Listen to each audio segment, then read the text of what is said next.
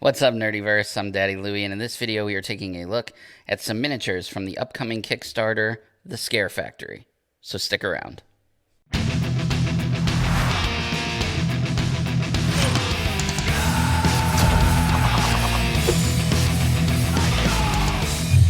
Before we get started, if you enjoy this video, please give it a thumbs up. Make sure you subscribe for more content and hit that bell icon so you don't miss any future videos. So in this video, we're going to be doing something a little different than we normally do. Usually I show you guys a game, we unbox it, I show you how it plays, we do a little review, and I give you my recommendation. Well, in this case, I don't actually have the game. What I do have is an advanced copy of some of the miniatures that will be coming with the game. And the game is called The Scare Factory. It is a 1 to 4 player co-op game. It is for ages 8 and up and takes around 90 to 120 minutes to play. Like I said, I don't actually have the game. I've read the rule book. I've looked at promo pictures and all that other stuff, but I don't have a copy of the game. What I do have is the developers have sent me some resin 3D printed versions of the models that will come in the game. You're going to get a lot of models. They're gorgeous. We're going to take a look at how they look. I've painted all of them up, so they're all nice and painted for you to see what they'll look like painted. And at the end of the video, I actually have a time lapse where I will talk about how I painted one of the player characters. So I'm not going to say, but is it good? Because maybe I should say that. But is my painting good? Yeah, let's just go down to the table and let's take a look at these amazingly beautiful miniatures. All right, so off the bat, before we deep dive into these miniatures, I do have to say, like I said, they are resin 3D printed versions of the models. They came to me in pretty rough shape. I had to do a lot of cleanup and stuff like that. So, you may see some flaws in the actual models. These may not be final versions of them, but they're pretty good. They're pretty amazing quality, if I do say so myself. So what you're looking at here is two different groups of models. These two models actually come from an expansion, and these models will come from the base game. So there are a bunch of minion models in the core game. I have two examples of them. So this right here, this is a fortune teller. Let me get that on camera. This is a fortune teller. So really cool little gypsy-looking old lady hunched over. Really neat model.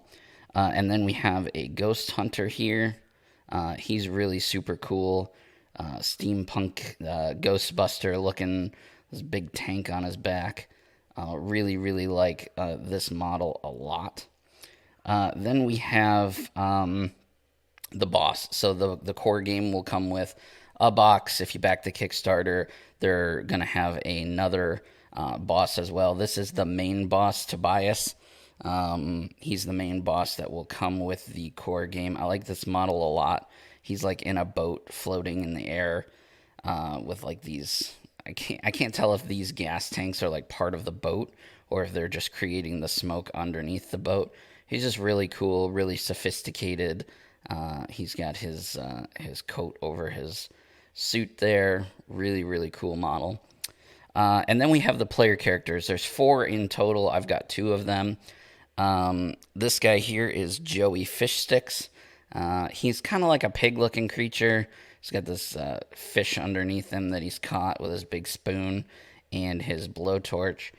This blowtorch actually had like a little flame coming out of it, but it broke off in shipping, and I cannot find it. So I decided to paint him with like some greenish, almost like some zombie skin. I think it gives him some really cool character. And then we also have Penelope Hooftweet, but we're going to save her for last because she's actually the one that we're painting in the end video. Over in the expansion that will come with 2 player characters, this is one of those player characters here. This is Jelly Ann High Screen. Really cool. Probably my favorite model that I got. just lots and lots of character. It's got this, almost looks like a bong or something like that that she's holding, and then a line that comes up to, I believe this probably connects up here, and then she's wearing like a rest. It's very like Mad Max, and then she's got this cool like green smoke floating around her and stuff. It's a really, really cool model. And then one of the minions that come in that is this guy here. He is a propagandite. Really cool. I painted him in like a purple suit. He almost looks like a bellhop at a old, at like the Hollywood Tower of Terror kind of thing. He's really super cool. But anyway, there's not a whole lot else to really talk about the models other than to show them off with the paint jobs. I just really wanted to be a part of this project. There wasn't any prototypes left for me to review, and because I do enjoy painting models, I was able to get these 3D printed models. Like I said, the quality is pretty good for 3D printed, 3D resin printed, and I'm really, really happy with the paint job. This is the final one that I wanted to show off, and you'll get a closer look at this in just a minute when I do the time-lapse video. But this is another one of the player characters that will come in the core box. This is Penelope Hooftweet. She's like a really cool like medic doctor thing here.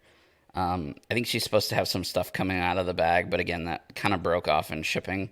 So, but she's got these giant scissors strapped to her back, this cool little syringe, and she's of course wearing a steampunk medical mask and all that. So she's really super cool. Without further ado, I'm going to show you guys how I painted this character up, and I'll see you guys on the other side.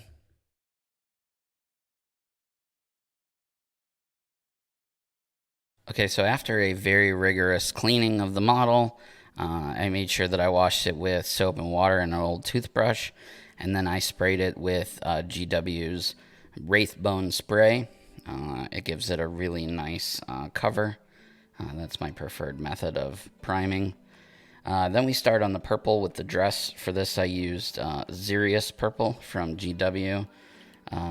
This is mostly just going to go on the skirt, and leaving most other places pretty empty. Then we switch over to a scale 75 color sunset purple, and we use that for the bag, the medical bag, just to give it a different purple color. For the gloves and behind the mask, we use a dark purple Nagaroth Knight. That is also from Citadel. That goes on the gloves and behind the mask on the head. And then we're going to go to a light purple. For this, we use Gene Stealer purple, also from Citadel. And this is for the corset on the sleeves. Or I'm sorry, not the corset, but the blouse. The corset's going to stay white. For the scissors on the back, we use a brown gray from scale 75 as well. I really like that color. There's not very many silver bits, but we do use lead belcher for like the zipper on the bag and parts of the syringe as well.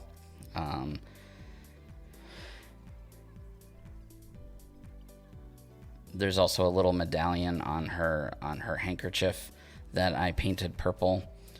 And for the syringe, I wanted to give it like a green glowy color. So I used Citadel's Technical Hexwraith Flame. And then I just use an old bottle of Vallejo Model Color German Gray. This is for the strap over the scissors and a couple of other little bits. We switch over to Nuln Oil for the wash. This is going to go on over all the white to include the sleeves, the corset, the lace on the bottom, and the mask and helmet. This is just to give a nice wash to everything, and we will brighten it back up in just a second with some more Wraithbone.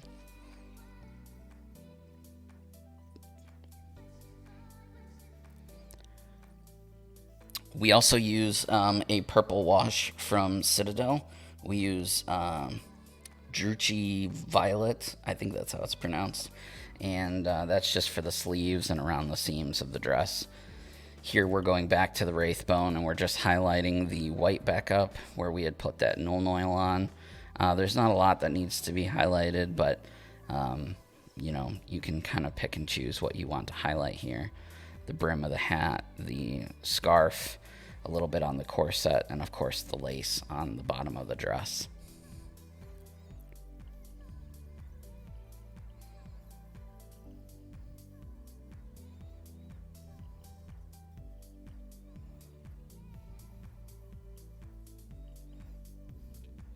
And then we're going to go back to our light purple, the Gene Stealer purple, and this is just to highlight the dark purple on the bottom of the dress. There's a few lines that really pop, and I wanted to give them some nice highlights. And here's the final model, all painted up. It really was a fun model to paint. They were all super fun to paint, but this model in particular, just I really liked the way it turned out.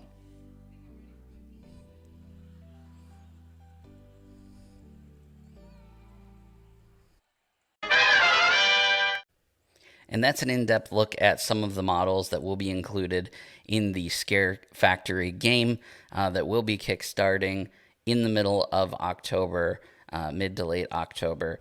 Like I said, it's a 1 to 4 player co-op game. It looks like a lot of fun. Unfortunately, I didn't get a chance to review the game, but I'm very appreciative of the team for sending me these models in advance so that I could take a look at them, paint them up for you guys to see what they look like all painted. I definitely think that this game is one of those games that you're going to want to paint the models because they're so much fun. They're going to add so much. It's going to add so much character to the game. The models themselves have a lot of character as it is, and there's little backstories for each of the player characters, the boss. It's just really fun, and I enjoy doing this anyway. So again, a big shout out to them. Make sure I'll leave links to everything in the description below. Make sure you go and check out that Kickstarter in the middle to end of October, the Scare Factory. This is one that I'm really looking forward to. What do you guys think? Let me know down in the comment section below.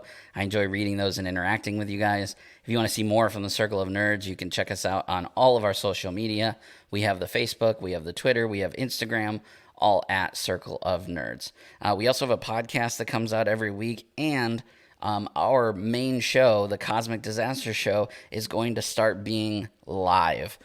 So stick around. Make sure that you keep your ear to the ground. You know, go follow our social media to find out when all of that is coming to you. But Cosmic Disaster Show is going to be live very soon, and we're very excited to be bringing that to you in a live setting. For an extra bit of love and affection to us here at the Circle of Nerds, you can always look at our Patreon over at patreon.com/circleofnerds.